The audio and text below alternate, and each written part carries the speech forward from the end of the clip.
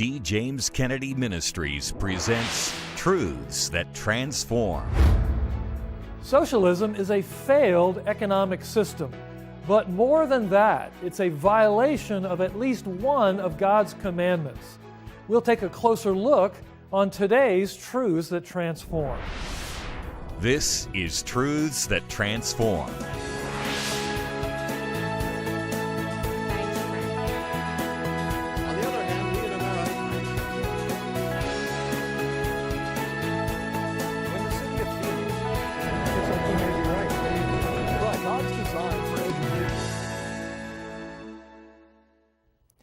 Welcome to Truths That Transform, a production of D. James Kennedy Ministries, where we are standing for truth and defending your freedom.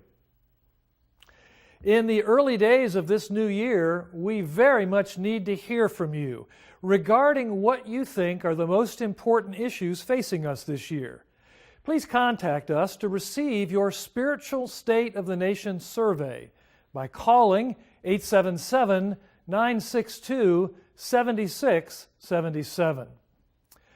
God says, "Thou shalt not steal." But one man who had no problem with stealing, as long as you stole from the rich, was Karl Marx, the father of communism. As God's commands have been increasingly silenced in our culture today, we see increasing numbers of young people advocating socialism. On today's program, you will see the dangers of that false and failed belief system. We will also give you the opportunity to stand with us in making a difference for truth. As we begin, one of the ways that socialism has gained a new foothold in America is by reinventing itself. Many know that economic Marxism has been an abject failure, but it has had much more success on a cultural level.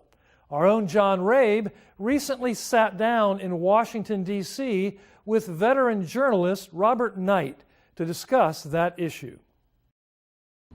So Marxism has largely died as an economic system, with a few exceptions, but it lives on in American campuses and in other American institutions. How is Marxism, even today, still at work around us? Well, Marxism has been repackaged. People can't come right out and say, look, I'm a Marxist and I've got something to sell you, because people are onto them.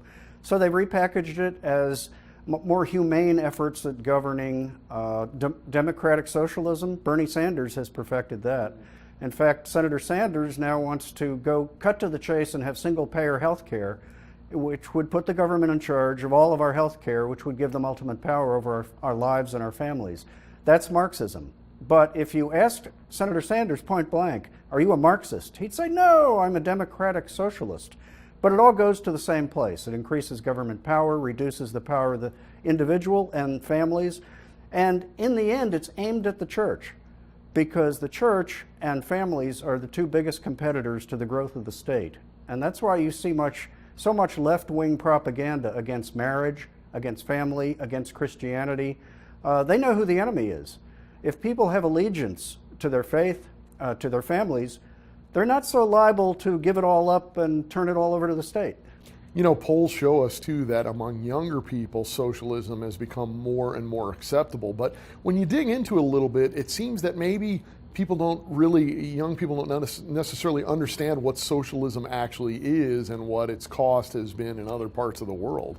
We've got a history deficit in this country. Kids aren't learning about our own history, except the warts and blemishes in it. Right. And they're not learning the good parts about how America's led the world in freeing up people and establishing individual civil liberties. We've been the biggest force in history in terms of earthly power. Certainly the Lord Jesus Christ is the greatest liberating force in history. Right.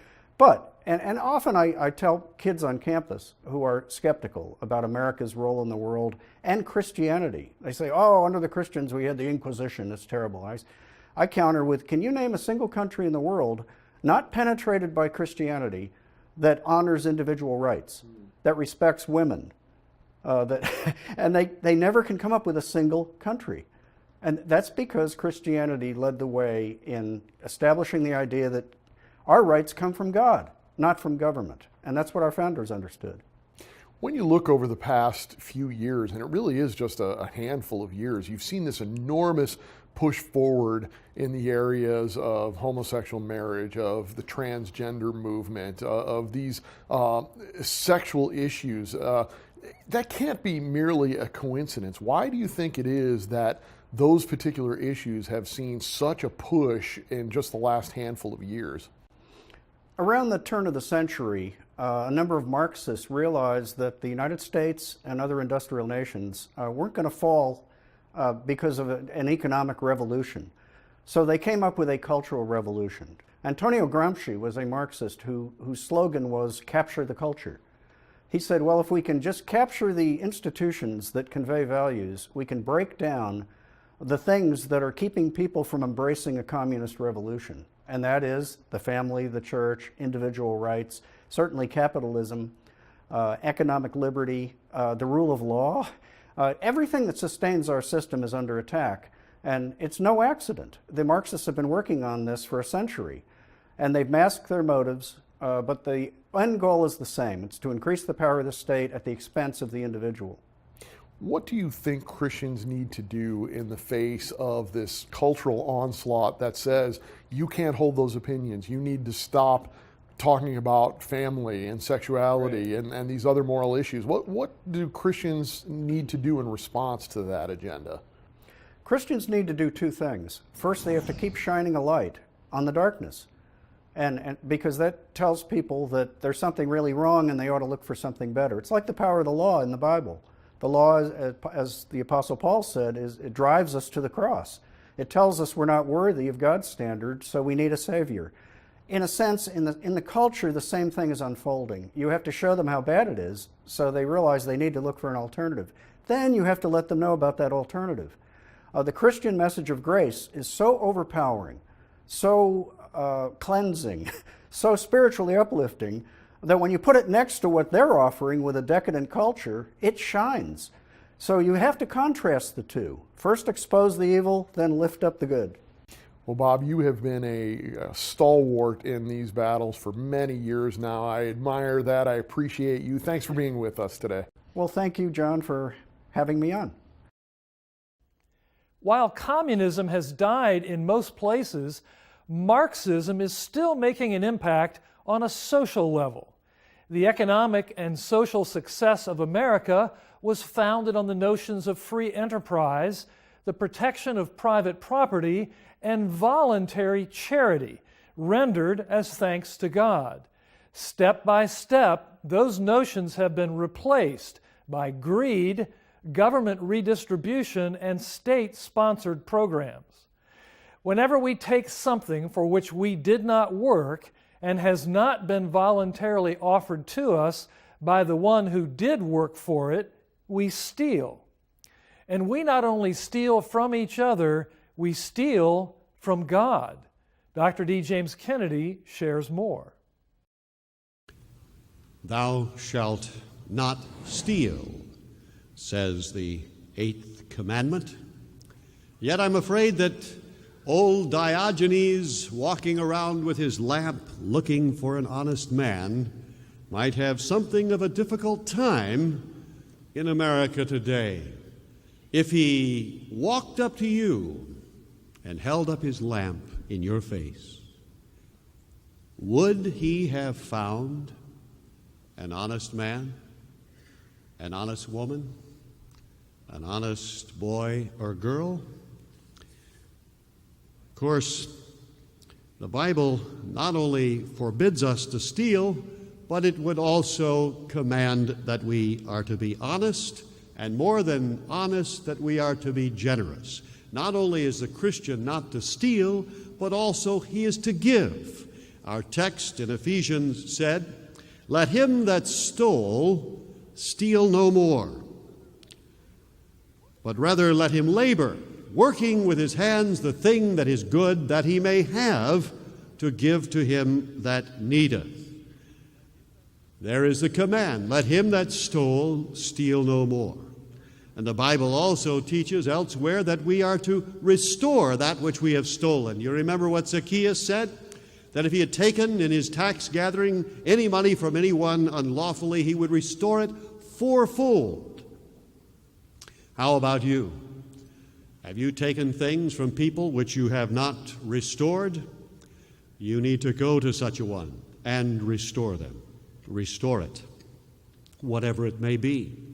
Are you an honest person? How about this? Ye are cursed with a curse, saith the Lord, for ye have robbed me. Now this is the height of foolishness, to rob God. How have we robbed thee, said the Israelites? In tithes and offerings, saith the Lord. God declares that the earth and all that in it belongs to him, and that whatever he gives to us is a stewardship, and we are to return the tithe, that is the tenth of our income, and offerings above that unto the Lord. The tithe belongs to him, and to keep it is to place our hand in God's till and rob him. How many of you got all dressed up today, came to church, and already have committed your weekly heist? I think of the little boy who went to Sunday school for the first time and came home, and he took nickels and dimes and quarters out of his pocket and put them on a dresser, and his parents looked with horror and said, "Johnny, where did you get all that money?" He said, "Oh, it's Sunday school. They have whole bowls full of it there."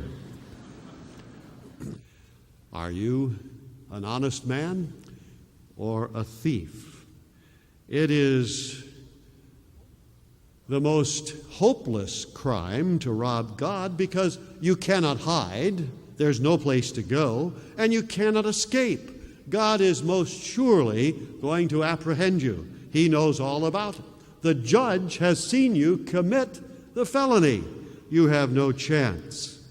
It is not only a hopeless theft, it is the most wicked of thefts, because we are robbing our Creator, that one who has given us our existence, that one in whom we live and move and have our being, who is closer than hands or feet or breathing. We are robbing our Redeemer, who gave his blood for us. It is the most wicked of crimes to steal from one who has given so sacrificially for us.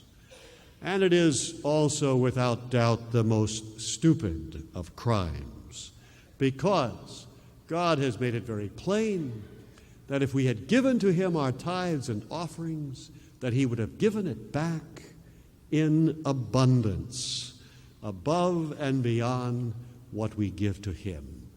How great indeed is the folly of man. I hope that the Spirit of God has been speaking to some of your hearts.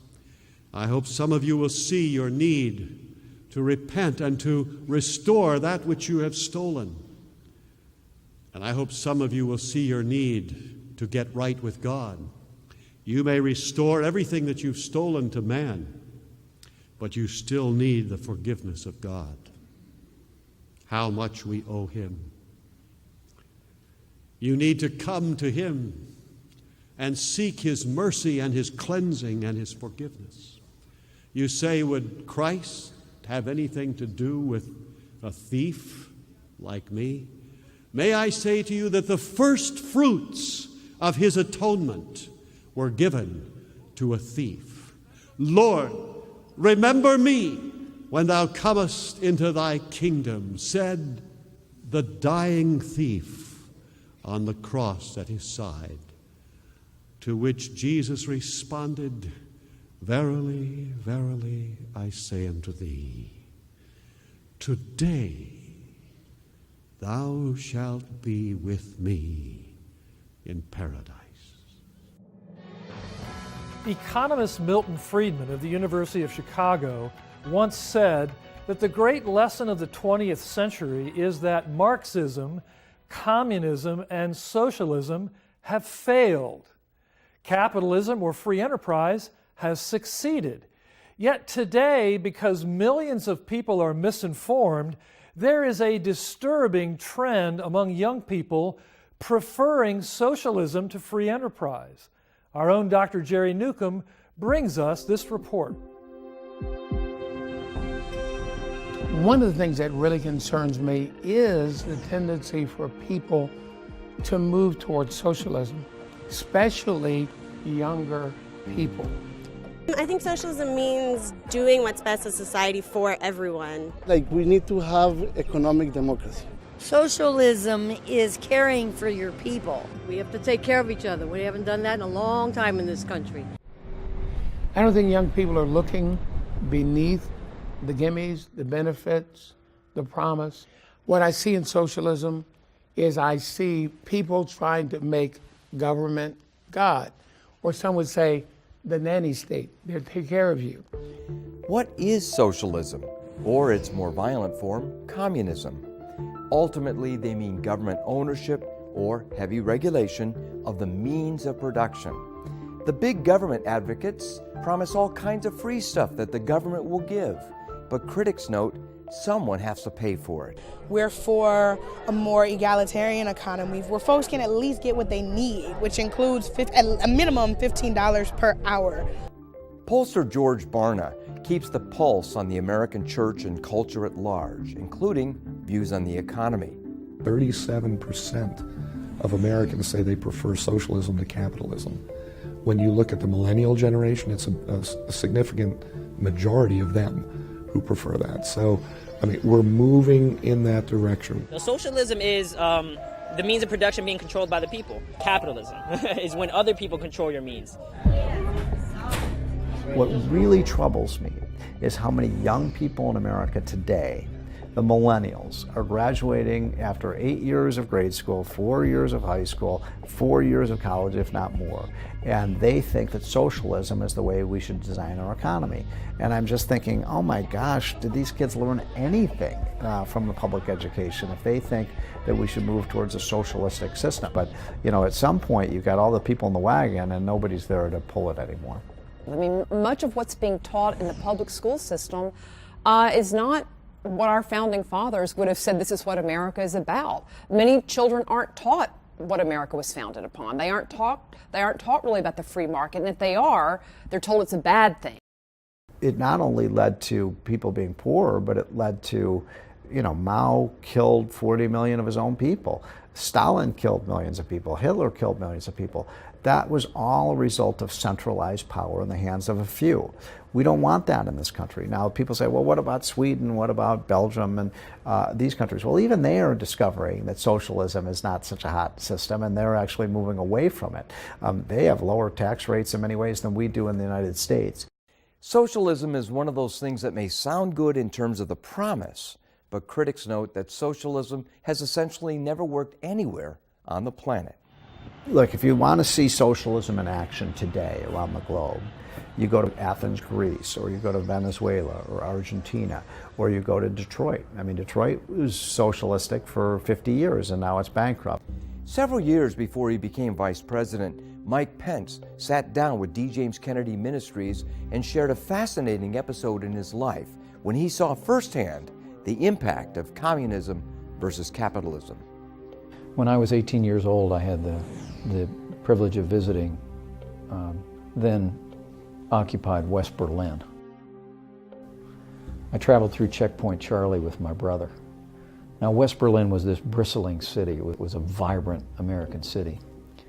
And then we walked past the tank traps and the barbed wire up to the Berlin Wall, and we went through Checkpoint Charlie, past the glare of the East German guards, and we walked into East Berlin, which was a completely different place.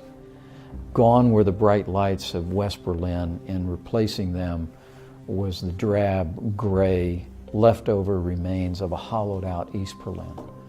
It was an extraordinary moment in my life. The cars were vintage 1950s. Everyone seemed to be wearing the same colorless apparel. And I saw for the first time in my life, as a young man of 18 years, the difference between the products of a free market society and a society of essentially socialist, state-controlled, command and control economy. If you want a case study in freedom versus totalitarianism, if you want a case study in free market economies versus materialistic, collectivist, redistributionist economies, North and South Korea could not be a greater contrast, perhaps most illustrated by a satellite photograph of the Korean peninsula at night. The southern half of the peninsula is lit up like a Christmas tree. The northern half of the peninsula is almost completely dark. We have 2 generations of North Koreans who have been physically and mentally stunted by chronic malnutrition. North Korea is probably the place in the world you would least like to wake up in the morning. It is a concentration camp. But now, South Korea, under freedom and under capitalism, has become the most Christian country in the world. At the end of the day, we've got to embrace policies and elect leaders who are willing to lead our country back into the principles of limited government, personal responsibility, free market, entrepreneurial capitalism. And if we do that, then I believe we'll have a boundless future. It's hard to believe, isn't it? You know, history is a great teacher if only we would listen. But too many people refuse to listen. Thou shalt not steal means that God endorses private property. This biblical truth destroys the foundations of socialism, as do many other biblical truths. But too many don't know the biblical basis for our ordered liberty.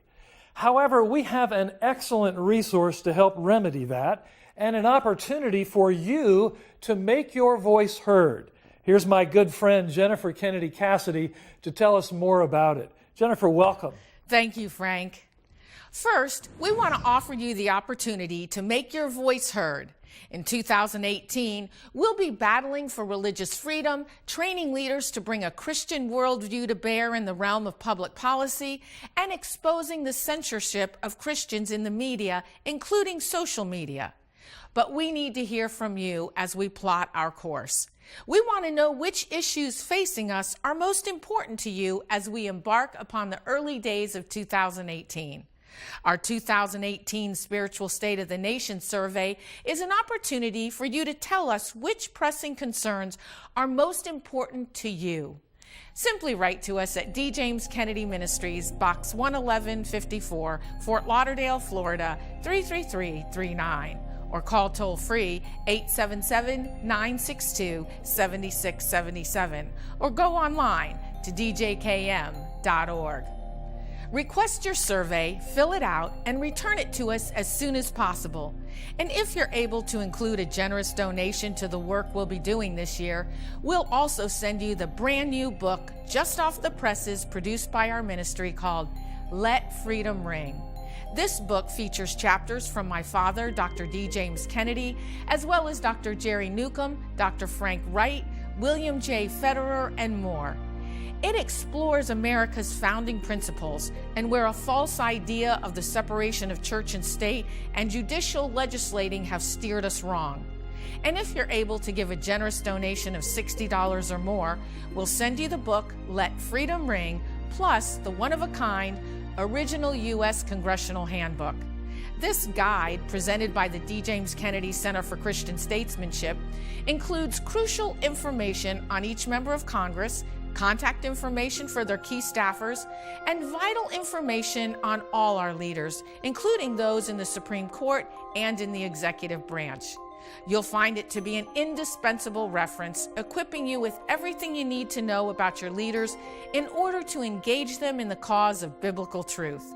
So contact us right away to get the Spiritual State of the Nation survey to tell us about your key issues. And as our thanks for your generous donation, we'll send you the new book, Let Freedom Ring. And we'll thank you for a generous donation of $60 or more by sending you that book, plus the Original U.S. Congressional Handbook. Simply write to us at D. James Kennedy Ministries, Box 11154, Fort Lauderdale, Florida, 33339. Or call toll-free 877-962-7677. Or go online to djkm.org. The disturbing trend of American millennials uncritically embracing socialism has been often remarked. Sadly, it seems that those reared in relative freedom are the least likely to appreciate it. Instead, the siren song of a benevolent government providing for all our needs and the receipt of something for nothing lures increasing numbers of people with its false promises. God's commandments tell us to have no other gods alongside the true God, and not to covet and steal the belongings of others, which is exactly the core value of socialism. Recently, citizens of Cuba marked the one-year anniversary of the death of the nation's longtime communist dictator, Fidel Castro. To mark the occasion, young Cuban schoolchildren recited a poem filled with overweening praise for Castro. Meanwhile, outside those same schoolrooms, the once prosperous Caribbean nation continues to jail journalists and dissenters, and the take-home pay for most workers is about $20 a month. Less than 5% of Cubans have access to the internet, and government officials live lavishly while millions toil in poverty. When government becomes the primary provider, liberty necessarily fades and is lost. Unfortunately, such freedom is often taken for granted. Like the air we breathe, we seldom think of it until it's cut off. How easy it is for young American college students to sing the praises of socialism, having grown up in relative luxury and with the freedom to express their views. But that luxury and freedom came from a system in which government was limited and personal property was protected. These principles flowed from the Bible, which provided the blueprint for America's settlers and was the chief textbook for its founders. Only a nation which has lost its biblical moorings could long for the freedom-snuffing, property-stealing shadow of socialism. We must return to the biblical foundations of liberty and prosperity before it's too late. D. James Kennedy Ministries is standing for truth and defending your freedom. I'm Frank Wright. Thanks for joining us for this edition of Truths That Transform. We'll see you next time. Next week on Truths That Transform. It truly is a genocide against minorities, and particularly the black population. And Margaret Sanger was clear about it. She was eugenicist. They are willing to kill the innocent, but they are not willing to kill the guilty. The attack on human life is very real. And what we see in Iceland really is something very sinister. That's next week. Today's program is available on DVD for your gift to this ministry of any amount. Please call, write, or log on to our website today. This has been a production of D. James Kennedy Ministries.